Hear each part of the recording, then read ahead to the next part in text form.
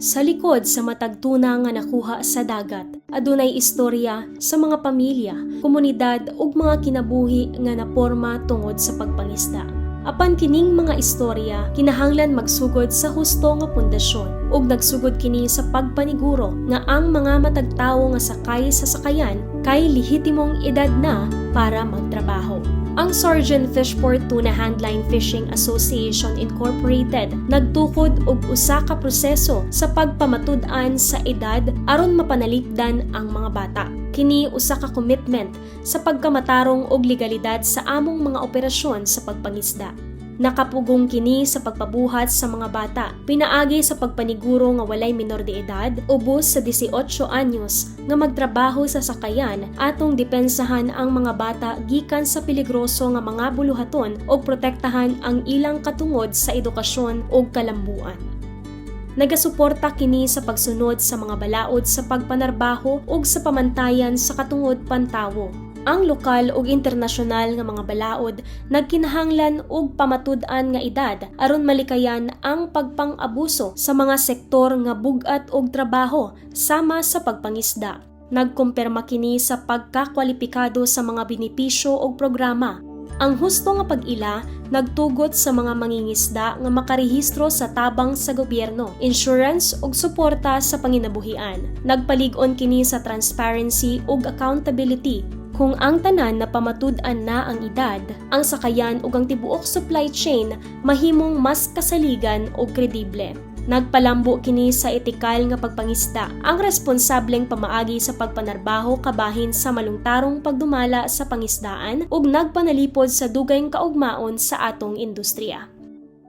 Ang unang lakang sa pagpanalipod sa atong mga mangingisda mao ang dokumentaryong beripikasyon. Dinhi nato pangayoon sa matag mangingisda sa pagpresentar o pamatuod sa pagkatawog edad ang ebidensya sa ilang identidad ug edad pinaagi sa balido o giisyu sa gobyerno nga mga dokumento.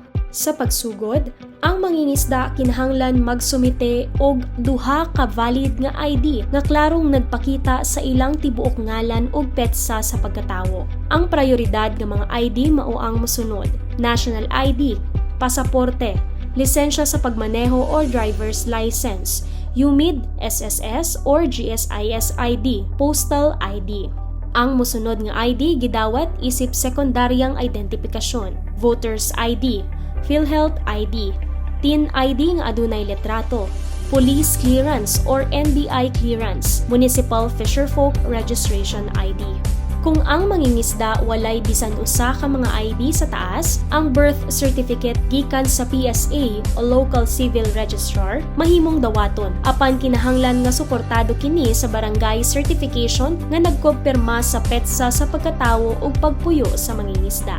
Ang tanang dokumento nga isumite kinahanglan opisyal nga gi-issue, klaro, kompleto ug consistent sa ubang personal nga mga record. Ginaawhag ang mga vessel operators ug processors nga i-double check ang impormasyon.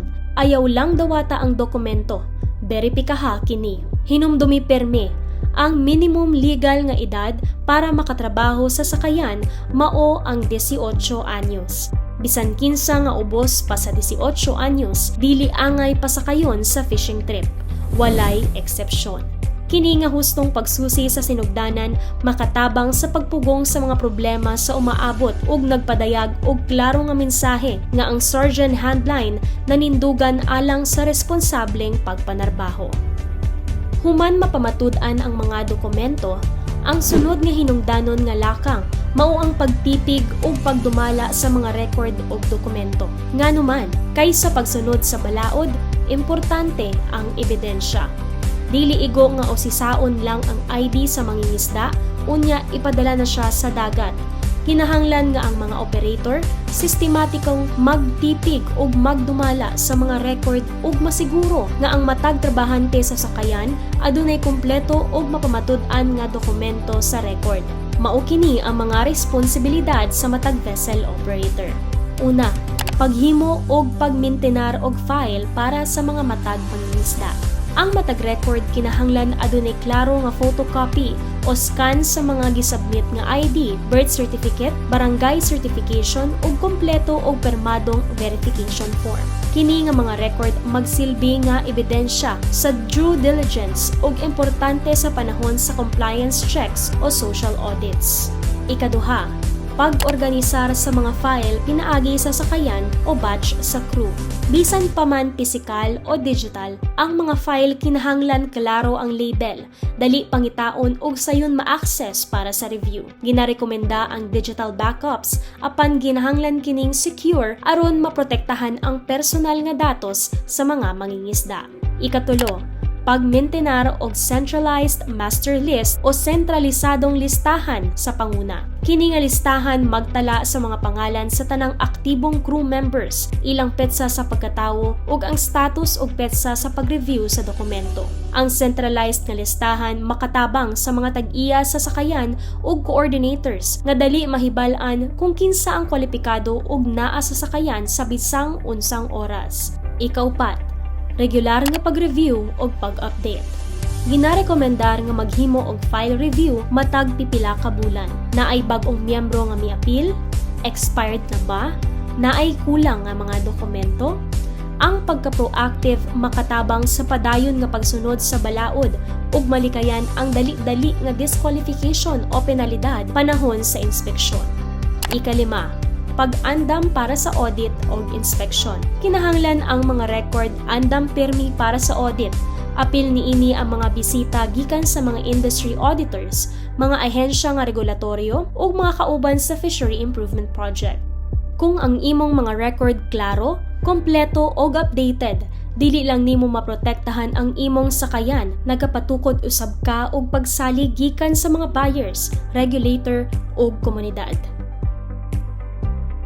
Ang proseso sa pagpamatud-an sa edad dili lang usa ka papeles. Kini usa ka commitment sa dignidad sa tawo, proteksyon sa kabatan-unan ug haligi sa etikal nga pagpangisda. Kung among gipamatud-an ang edad sa matag mangingisda nga sakay sa sakayan, gisiguro namo nga walay bata nga pugson nga piliun ang trabaho kaysa edukasyon.